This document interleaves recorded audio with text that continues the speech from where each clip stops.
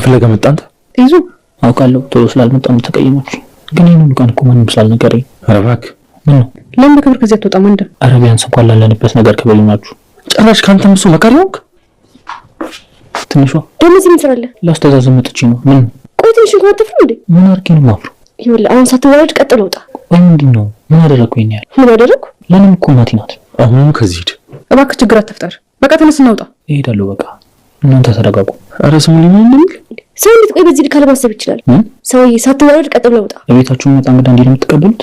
ሁሉንም እንዳመጣጡ ነው የምንቀበለው። አሁን ቀጥሎ ውጣ። ኧረ ቢያንስ ላስተዛዝም። ማንም እንድታስተዛዝን አልጠየቀም። ሰው ያልታየህ ምን ያህል እየረበሽከን እንደሆነ ለምን ሳትወራጭ ከዚህ አትሄድም ግን? አንቺ ደግሞ ከመቼ ወዲህ ነው እንደዚህ ባለጌዎች? ትሰማለህ? ባለጌው አንተ ነሽ። የጠለፍካት ሴት ቤት እንደዚህ በድፍረት ስትመጣ ትንሽ እንኳን አታፍራ? ያው ያለፈ ነገር ነው። ልመታኝ እንዴ? እንዳንተን ቆሻሻ ቦን አንገትን ይዤ ነበርሽ ማስወጣ። አንገቴን ከምትይዘኝ ማን ወራስ ይጣልሃል? በጣም ቆየ እኮ ታይለ መጥቶ።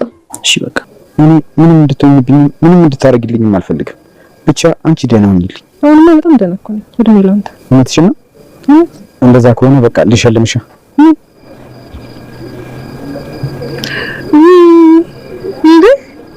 ምን አለ ሁሌ ምንም ሳይነካሽ እንደዚህ ደስተኛ ብትሆኚልኝ። እስኪ ይቅርታ አድርጉልኝ። በሩን መቋቋም ስለማልችል ቀጥ ብዬ መጡት። እዚህ ነበር እንዴ? አዎ እዚህ ነበርኩኝ። ሰው እየሸባሩኝ እንጂ እንዴ ምን አባት ሰራለህ ብሎ አላባረረኝ መሰለኝ። ሰውዬ ስነ ስርዓት ስሜን አጠጥፉ። ዋሽው እንዴ? አዎ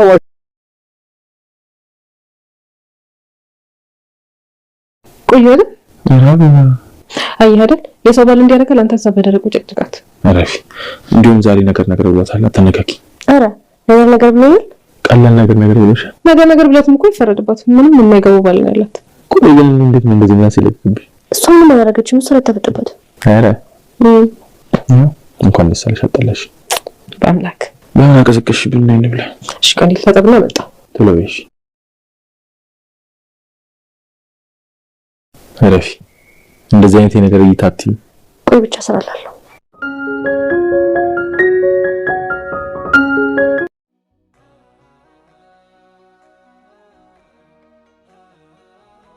ጆሲ አይኑን አፍጦ ይዞን ለቅሶ ለመድረስ ቤት ድረስ መጥቶ ተዋርዶ ወጣ። አቤልና እኑ ፍቅራቸው ደርቷል። እኑ አቤልን ይቅርታ አድርጋላት። አሁን ደግሞ እንግዲህ በሐዘኗ ጊዜ ከጎኗ ስለሆነ እጅግ በበለጠ ወደዋለች። ይዞም ለህቴ አንተን በመምረጤ ትክክለኛ ነበርኩ እንዳልተሳሳትኩ የገባኝ አሁን ነው እያለ ነው። አቤልም እህትን ለኔ በመስጠትህ ትደሰታለህ እንጂ በጭራሽ ልታዝን አትችልም ብሎታል። ጆሲ ነገሮች እንደጠበቃቸው አልሆኑለትም። መልካምም ሲሆን ካላቀረቡኝ መጥፎነት ይሻላል እያለ ነው። ትንሿም አሁን እንግዲህ እስከዛሬ ድረስ ስለሳለስ የኔ መልካም ባህሪ ማናቸውም ሊዋጥላቸው ስላልቻለ ከዚህ በኋላ ግን የእስከዛሬዋ ትንሿ የለችም ብላለች። በትንሿ ወኔ እኑና ይዙም እጅግ በጣም ደስተኛ ሆነዋል ማለት ነው። አቤልም ለእኑ የስጦታ አበባ ሰጥቷታል። መቅዲና አብርሽም አንድ ላይ ሆነዋል። አሁን የቀሩት እንግዲህ ጆቻና ቡቻና ሀሩን እንዲሁም ደግሞ ሉላና መቅዲ ናቸው ማለት ነው። ሌላዎቹ ተጣምረዋል። ተቀናቃኝ ቡድኖችም የተዳከሙ ይመስላል። ሰላም ውድና የተወደዳችሁ ውድ ቤተሰቦች እንደምን አላችሁ? በያላችሁበት የዓለም ዳርቻ ሰላማችሁ በዝት ይበል እያልን በአዲስ መተናል። በቅንነት ላይክ፣ ሼር፣ ሰብስክራይብ እያደረጋችሁ ቤተሰብ አድርጉ። እንግዲህ በባለፈው ክፍል እንዴት ተመለከት ነው የኢዙ እናት ወይዘሮ አሰለፍ በመሞቷ ቤተሰቡ ከባድ ሀዘን ውስጥ ገብቷል። ግን ደግሞ ሀዘን ችግር ሲገጥም በሀዘንም ሆነ በደስታ የልብና የአንጀት ያንገት ሰው የሚለይበት ነው። በተለይ በሀዘን ጊዜ ሲሆን ደግሞ ነገሮች ይከብዳሉና ኢዙ ትክክለኛ ጓደኞቹ እነማን እንደሆኑ ከጎኑ ያሉት የተመለከተበት ይመስላል ማለት ነው። ወይዘሮ አሰለፍ ምንም ተንኮል ክፋት ቢሆንም ስራዋ ለልጇ የተሻለን ለመምረጥ የተሻለን በማሰብ ነውና በዛ ላይ ደግሞ እንግዲህ ወይዘሮ አሰለፍ የድራማው ድምቀት ነበረች። ግን ደግሞ በህመም ተጠናቋል። ግን ደግሞ ኢዙም አሁን ላይ እየተጽናና ያለ ይመስላል። ኢዙ እና እኑ ወይዘሮ አሰለፍ ሁላቸውንም አደራ እንዲሆኑ ተዋደዱ፣ አንዳችሁን ተጠባበቁ እንጂ እንዳትጣሉ ብላ አደራ ስትል አልፋለች።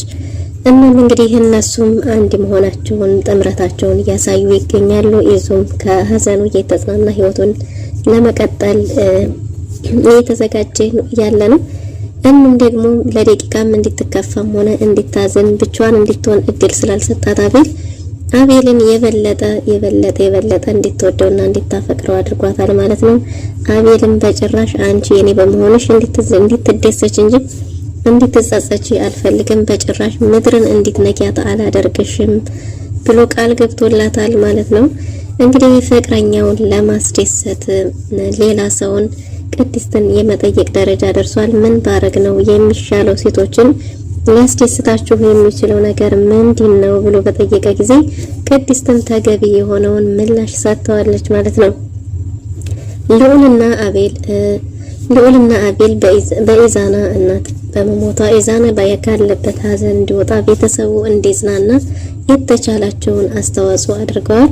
ቹቻም ቤተሰብ ታሞበት ለማስታመም በሄድበት እንግዲህ ድራማው ያለሱ ትንሽ ቀዝቀዝ ብሏል። በትናንቱ ግን ትንሽ ደበር የሚለው ተወርዋሪዋ ተስፈንጣሪዋ የሆነችዋ መቅዲም የለችበትም። ግን ደግሞ ጆሲ አይኑን አፍጦና ጥርሱን አግጥጦ ሰተት ብሎ እነ ኢዛና ቤት ድረስ ሄዷል ማለት ነው።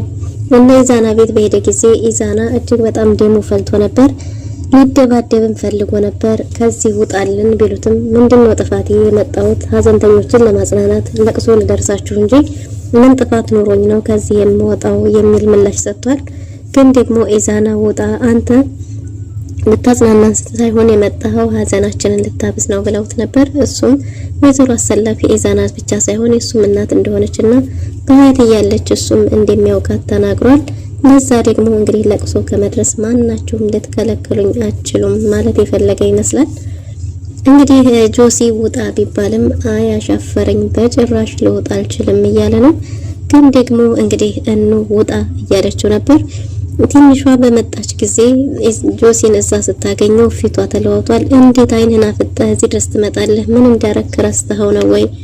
ያደረከውን ድርጊትህን ረስተህ ነው ወይ እዚህ ድረስ የመጣኸው ብለው ነበር። እሱም ደግሞ ምን አደረኩ? ያጠፋሁት ምንም ጥፋት የለኝም፣ ስለዚህ ለቅሶ መድረስ መብቴ ነው ብሏል።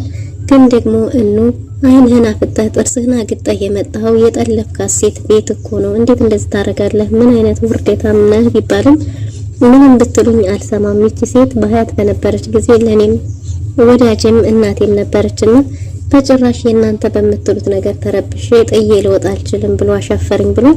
ግን ደግሞ ትንሿ እማትወጣ ከሆነ ውርዴት ከምትከናነብ ወጣ ስትል ሁላቸውም ተደናግጠዋል ማለት ነው።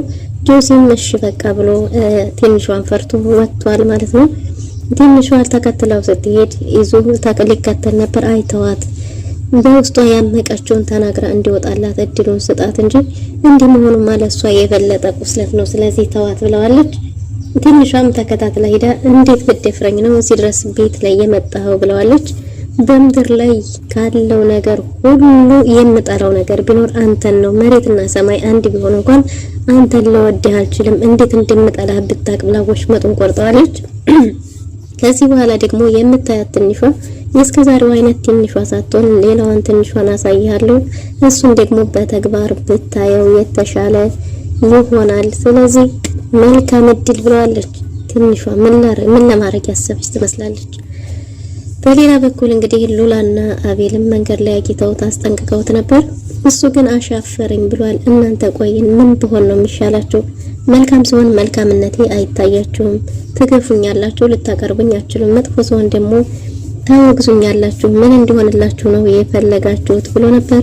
ግን ደግሞ እነሱ እሱን ምንም እንዲሆን ሳይሆን የሚፈልጉት ሊያዩት እንደማይፈልጉና ከኢዛናና ከትንሿ ህይወት እንዲወጣ አስጠንቅቀውት ነበር። በጭራሽ ትንሿን ልተው አልችልም ብሏል። እንግዲህ መቅዲንም ደውሎላት አብረው እንዲድሮ አንድ ቲም እንዲሆኑ ደውሎላት ነበር። ከዚህ በኋላ በክፍያ ካልሆነ በስተቀር አልሰራም ብለዋለች። እንዲሁም አዩም ከፍለን ካልሆነ በስተቀር አንሰራም እያሉት ነው። ጆሲ እንደ ድሮ እንግዲህ ያንን የበተነውን ቲም ከዚህ በኋላ ራሷ ትመጣልኛለች አላት። ሴት አምርራ እንደምጠላው ስትነግረው እንደ አዲስ ደግሞ ያንኑ የድሮውን ቲም ለማቋቋም ወስኗል። ግን ደግሞ ምንድነው ይሄ ቲም በጭራሽ አሁን መልሰው አንድ ላይ ሊሆኑለት አይችሉም። ምክንያቱም እነ ኢዛናን የፈሯቸው ይመስላል። በዛ ላይ ደግሞ አሌክስ አልበገርም ሲል የነበረው አሌክስ ያን የሚያክል ሰውዬ ትንኝ በመታከለው መቅዲ ጥፍሮቹ ተነቅለው ክብሩ ተነክቶ መቼም ሁለተኛ የጆሲ ጋር ሊሰራ አይችልም። እናም እንግዲህ ጆሲ አሁንም ሌላ ቲም እያሰባሰበ ይገኛል ማለት ነው።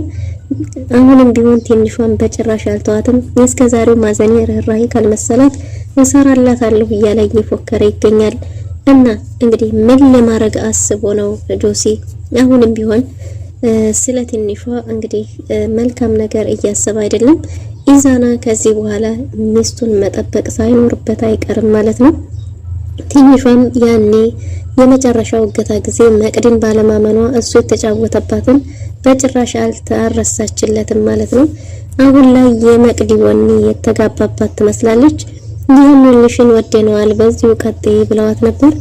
እሷም እንግዲህ ዝምታዬ ካላስከበረኝ ከዚህ በኋላ እንግዲህ ሌላው ማንነቴ ይሻላል ብላለች። እና ኢዛናም እጅግ በጣም ደስተኛ ሆነዋል። ሀሩን እጅግ በጣም ልቧ ተሰብሯል። ቡቻ አለሁሽ ካላት በኋላ ከነሙሉ ማንነቱ ከነሌብነቱ የተቀበለችውን ሀሩንን አስቀይሟታል። እንግዲህ የቹቻ እርግማን ነው መሰለኝ ቹቻ እባክሽ ቢላትም አንተ ትንሽ ነህ ብላ ንቀው ነበር። ግን ደግሞ ትልቅ የሆነውም ቡቻ ከዚህ በኋላ ልንገናኝ አይገባም ብሏል። ምን ገጥሞት ነው ቡቻ? ምን ቢገጥመው ነው በዚህ ልክ እንግዲህ ሀሩንን ልቧን ሊሰብረው የቻለው? ሳይጀመር የተቋጨው ፍቅራቸው ሀሩንን እያብሰለሰላት ይገኛል። በዛ ላይ ደግሞ ያልታሰበው የወይዘሮ አሰለፍ ህልፈት እንግዲህ ቤተሰቡን ሀዘንተኛ አድርጎታል። ግን ደግሞ ህይወት ይቀጥላልና ወደ ቀጣው ምዕራፍ ህይወታቸው ተሸጋግረዋል ማለት ነው። አቤል እኑን እየተንከባከባትና በጭራሽ ስታዝኒ ማየት አልችልም እያለ ነው። አብርሽና መቅዲ አብረው ሆነዋል። አብርሽና ቅድስት እንግዲህ ያኔ በፉክክር ቢሆንም በመወራረድ ቢሆንም አብርሽ ላይ አይኗን ጥላ ነበር። ግን ደግሞ ሀሳቡ አሁን ላይ የተሳካላት ይመስላል። አብርሽ የመቅዲን ስሜት ተረድቶ የፍቅር ጥያቄ አቅርቦላታል። ግን ደግሞ በመጀመሪያው ጥያቄ ልቧን ሰብሮታል ማለት ነው። ቅድስት በዚህ ልክ እንግዲህ የአብርሽ ፍቅር ጠንቶባታል። ተያይዘው ወደ ግቢ ሊሄዱ ቢሉም አይ ይቅርብን ዛሬ አብረን እናሳልፍ ብለው ነበር። ደስ የሚል ጊዜ ሲያሳልፉ ነበር። ግን ደግሞ ትወደኛለህ ወይ ብላ በጠየቀችው ጊዜ በጣም እንደሚጠላት መጀመሪያ ነግሯት በኋላ እንደሚወዳት ቢነግራትም በመጀመሪያው ትንሽ ልቧ የተሰበረ ይመስላል። ግን ደግሞ ሁለተኛው ጥያቄ የተሰበረውን ልቧን ጠግኖላታል። አይ ቅድስት አቤልም እንግዲህ ልምድ እየተዋሰ ይገኛል ማለት ነው። እሙን ለማስደሰት የተቻለውን ያህል እያደረገ ነው። ቅድስትንም አሁን በዚህ ሰዓት ከባድ ሀዘን ላይ ያለችን ሴት ከዚህ ችግር ከዚህ ጭንቀት ሊያወጣት የሚችለው ምንድነው? ምን ባረግላት ይሻላል የሚል ጥያቄ አንስቶ ነበር። ቅድስት በችግር በሀዘን ጊዜ ከጎኗ እስካልተለየ ድረስ ይሄ ትርጉም ለሷ ምን ማለት እንደሆነ አንተን አይገባህም። ለሷ ግን ትልቅ ቦታ አላት። ምንም ነገር አረጋለሁ ብለህ አትጨነቅ፣ አትጠበብ ብቻ በችግሯ ጊዜ ከጎኗ ሁን፣ አሳልፈህ ለችግሯ አትስጣት የሚል ምክር መክራው ነበር። እሱም እንዲህ ለቀላሉ ነው ሌላ የተለየ ነገር ማድረግ ፈለኩ ብሎ ነበር። ይሄም እንግዲህ የተለየ ነገር ካስፈለገህ አበባም ቢሆን ገዝተህ ስጣት ተብሏል። ግን ደግሞ እራትም ቁርስም እያለ አቤል ምን ማድረግ እንዳለበት ግራ የተጋባ ስሜት ውስጥ ሆኖ ነበር። ግን ደግሞ ጓደኝነታቸው ጥምረታቸው እጅግ በጣም ደስ ይላል። እራት ብትጋብዛት ጥሩ ስሜት ሊፈጥር ስለማይችል ብቻ ስጦታ ስጣት ብሎት ነበር። ምሽት ላይ እራት ቀርቦ ሊበሉ ሳለ እንግዲህ እኑን ጠርቷት አቤል ውጭ ላይ እንደሚወዳት ፍቅሩን ገልጾላት በዛ ላይ ደግሞ አበባውን በስጦታ ሲያበረክትላት እጅግ በጣም ደስ ብሎት ነበር። ልዑልም እነሱ ፍቅር ሮማንቲክ ሲጫወቱ እሱ እዛ ብርድ ሲኮመኩሙ ከአቅሙ በላይ ሲሆንበት እንግዲህ ማቋረጥ ተገዷል ማለት ነው። አሁን ሳቃተኝ ብርዱ ጸናብኝ ይበቃችኋል ብሎ እኑን ወደ ቤታቸው ሸኝተው ተያይዘው ወደ ቤት ሄደዋል። አቤል ግን በጭራሽ ለሰከንድም ሆነ ለደቂቃ ከእኑ አጠገብ መለየት አይፈልግም። ግን ግዴታ ነውና አቤል ልዑል አቤልን ይዞ ወደ ቤቱ ገብቷል። እኑም አበባዋን ይዛ ወደ ውስጥ ገብታለች ማለት ነው። ኢዛናና ትንሿም እኑን በጉጉት እየተጠባበቁ ይገኛሉ። በር ላይ ነው ሰላም ብየው ልመለስ ላለችው ሰው ከ2-3 ሰዓት በላይ ቆይታባቸዋለች። በዛ ላይ ምግብ ቀርቦ ምግቡ እስከ መቀዝቀዝ ደረጃ ደርሶ ነበር። በዚህን ጊዜ እንግዲህ ምን ገጠማት ብሎ ኢዛና በተጨናነቀ ጊዜ ትንሿ ፍቅራቸው ትኩስ እንደሆነና በዛ ላይ ደግሞ እነሱ አንድ ላይ ሲሆኑ አይለያዩም ብለው ነበር። እሱም እንዴ እኔስ ባለ ጊዜ ትንሿ ኢዛና ከትንሿ ፍቅር እየቀነሰ እንደሆነ የፍቅር ጉዳዩ እንደተቀዛቀዘ ተናግራለች። ኢዛናም እንግዲህ ለማስተካከል ቃል ገብቷል። ግን ደግሞ ነገሮችን አበላሽታችኋለች። አበባውን ይዛ በገባች ጊዜ ይሄው እንግዲህ የሰዎች ፍቅረኛ በአበባ ያንበሻብሻል፣ ያንቺ ፍቅረኛ ግን አንቺኑ ያቆስላል፣ በነገር ያቆስላል ብላታለች።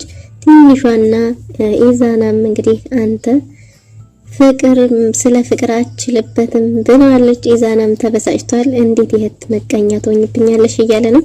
ግን ደግሞ ደስ የሚል ፍቅር የሚጫወት ጊዜ አሳልፈዋል። ከደስታ ከጭንቀት በኋላም ደስታ አለ የሚባለውን በእነሱ ተመልክተናል። እንግዲህ ለዛሬ የነበረን ቆይታ የሚመስል ነበር። በቀጣይ እስከምንገናኝ መልካም ጊዜ